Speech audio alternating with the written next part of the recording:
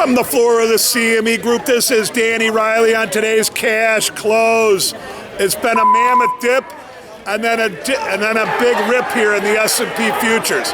As of today's high, we're on the cash close right now. As of today's high, the S&P has rallied 77 handles from its 1640 even low.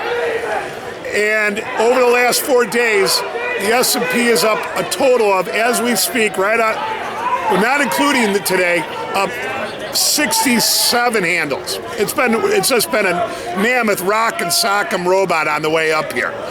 You know, look, they did the flunk-a-dunk, and then the S&P has turned around big time, and that's what this is all about. All year long, it's about selling off, back and filling, and then ripping higher. The high of the day in the S&P came in at 1670. Early, midday, the low came in at 170120 after the open, and last we're 1716 half. We're up a whopping 24.5 handles. Can you believe that? Total volume, we've got 1.75 million minis traded, and we've got 4,000 big S&Ps traded in the pit. MOC, we had 112 million to sell, not much. Now I want to explain this for you guys that follow the MIM. The MIM has been right on, and that's the way this goes. Today it was showing 145 million to sell, and the actual imbalance came out 112 million to sell. But on the other side of this, that does not preclude people from coming in and buying S&Ps late in the day like they've been doing every day over the last 4 days.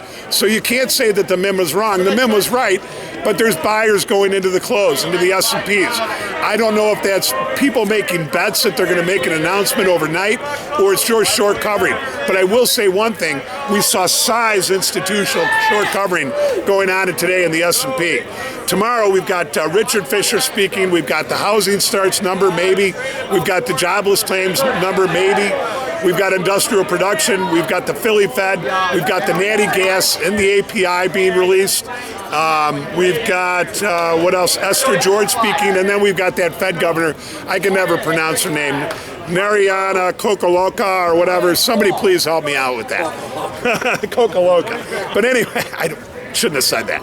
But anyways, you know what? Look, at the end of the day, all this hoopla and all this scare tactic, and as I said on the opening print several times, and I think this is important, at some point, fear turns into a buying opportunity, and that's exactly what we have here. Now, we're going to leave it like that and just say that, you know what, an announcement here overnight, we'll have the SPUs ripping up through those 1725 highs. And as we're talking right now, we just went up and retested the highs and we're backing off.